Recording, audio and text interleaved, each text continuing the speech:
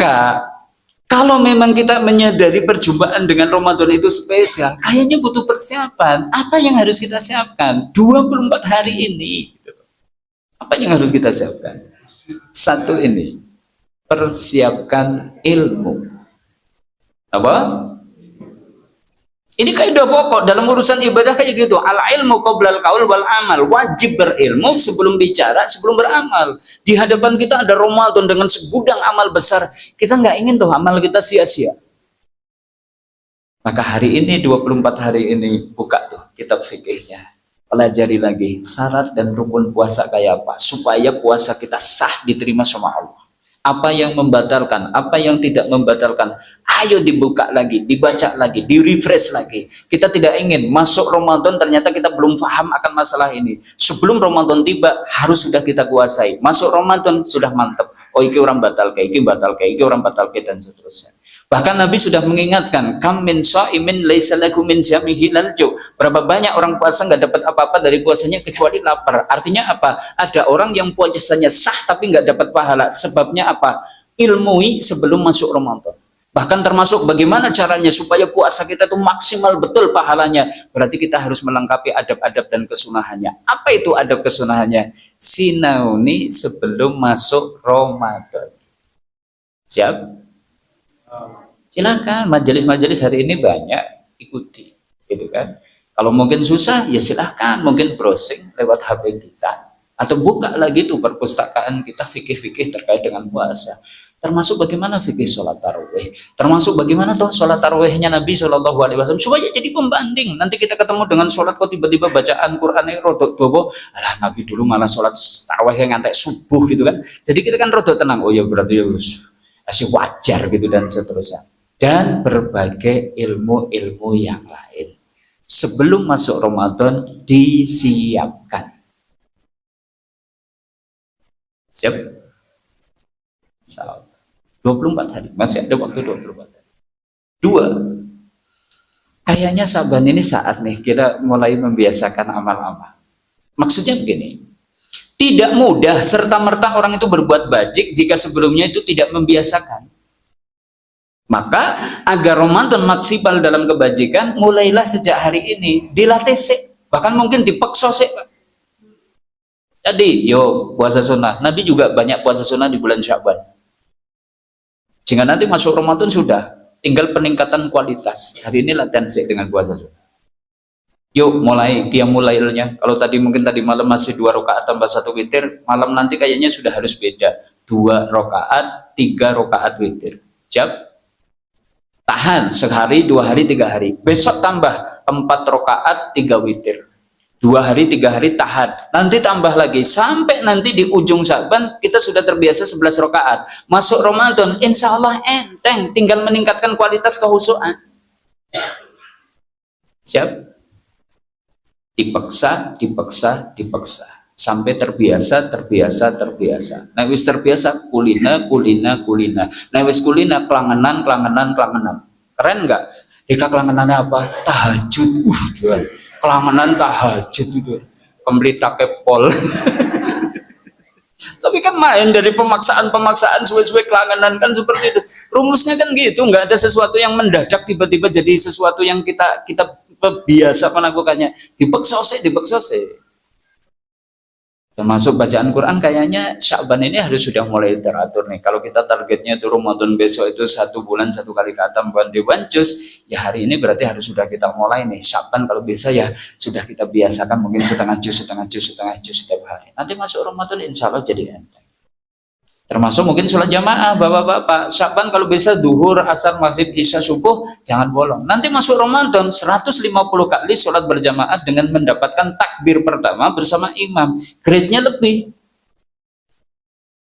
Termasuk sedekahnya mulai kita latih supaya nanti Ramadan lebih kencang zikirnya dan amal-amal lain. Dipaksa sampai terbiasa. Kalau sudah terbiasa nanti kemudian kulina. Nah, wis kulina kelamaan. Siap? Ini yang kedua. Ketiga, Syaban saatnya panjangkan tekad untuk meraih kemuliaan. Maksudnya begini Bapak Ibu.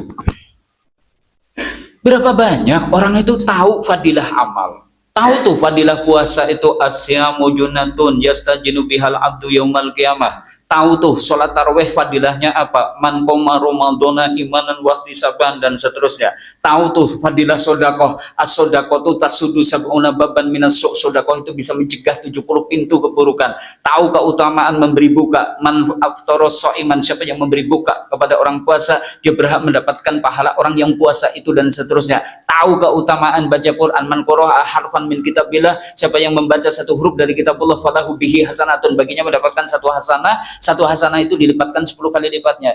Tapi sayang pengetahuan yang dimiliki itu sama sekali tidak menggerakkan dirinya untuk mengambil kemuliaan itu tadi, tidak membuat dia itu kepengen melakukan amal-amal itu tadi, hanya sekedar sebagai pengetahuan. Problemnya apa? Tidak punya tekad. Maka hari ini yuk kita pancakan tekad.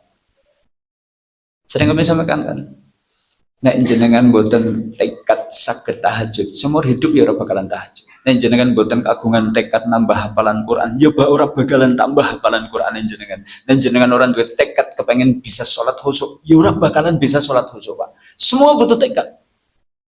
Nah kemuliaan Ramadan ini semua itu butuh tekad untuk meraihnya. Maksudnya gimana? Hargai pertemuan dengan Ramadan. Ini kesempatan langka. Aku cek ketemu Ramadan itu kesempatan langka. Wis pokoknya aku siap ya. Optimalkan potensi terbaikku. Aku wani kesel, aku wani luangkan waktu, bahkan siap mengeluarkan dana. Sing penting panen pahala. Butuh komitmen, tekad. Karena sekali lagi bisa jadi besok Ramadan terakhir bagi kita. Mungkin banget Pak. Yang namanya ajal itu nggak kenal umur, nggak kenal sehat atau sakit. Maka begitu kita itu masih diberi kesempatan ketemu Ramadan, optimalkan potensi terbaik kita optimalkan. Karena kita nggak tahu tuh apakah Ramadan yang akan datang kita itu masih diberi kesempatan hidup atau tidak. Ini yang ketiga. Nah yang keempat, tekad itu kita realisasikan dengan merancang dan menyusun target amal. Coba Bapak Ibu perhatikan iklan di televisi. Hari-hari ini iklannya sudah mulai muncul apa? Sirup marjan, sarung wadimo. Apalagi? Pokoknya kaitannya dengan itu. Oh ternyata mereka itu sudah merancang itu. Pabrik sarung wadimo, atlas dan seterusnya itu sudah merancang. Ramadan besok saya harus merebut ini 25% pangsa sarung di Indonesia. Coba bayangkan, kalau di Indonesia itu ada 240 juta muslim, taruhlah separuhnya laki-laki, berarti Ramadan itu dibutuhkan setidaknya 120 juta helai sarung. Sehingga kalau kemudian Wadimor itu bikin target, wah Ramadan besok saya harus merebut 30% pangsa sarung di Indonesia. Mereka sudah merancang, oh harus bikin motif kayak apa yang disukai di tahun 2025. Bagaimana cara bikin sarung berkualitas tapi harga tetap bersaing. Targetnya gitu. Soal bulan-bulan kemarin nggak laku nggak masalah. Yang penting Ramadan itu bisa panen badi sak gede-gede. Sudah dirancang dengan apa tadi? Desain motifnya, bagaimana strategi marketingnya, bagaimana iklannya dan seterusnya. Sirup kan gitu juga. Coba kalau di Indonesia itu ada 40 juta keluarga muslim, 40 juta aja. Saya tanya, antara Ramadan dengan Syawal biasanya di rumah tiap keluarga muslim ada berapa botol sirup? Saya tanya, minimal aja, minimal 2? Lebih lah. Kok tambah tekan? Taruhlah 3 botol saja, berarti kali 40 itu kan sudah jelas 120 juta botol sirup ketika bulan Ramadan dan Syawal. Pasti dikejar oleh Marjan, ABC, Indofood dan seterusnya, ngejar banget Pak. Mereka kemudian bikin strategi bagaimana iklan yang paling menarik, bagaimana kemudian bikin produk yang paling disukai, rasa yang paling disukai dan seterusnya, pakai planning. Sekarang saya tanya, urusan dunia harus seserius itu. Urusan akhirat butuh serius nggak? Halo, 2 rius? Kalau tadi urusan dunia serius, akhirat gimana? 2 rius. Artinya gimana? Orang sukses senantiasa mematok target dan merancang amal. Yaitu menyusun rancangan amal besar apa yang hendak dilakukan selama Ramadan besok. Ayo dirancang. Jangan asal, lah sing penting sing jenenge Ramadan ya awan puasa wengi taraweh, awan puasa wengi taraweh. Sudah seperti itu tok. Kapan hebatnya, Pak?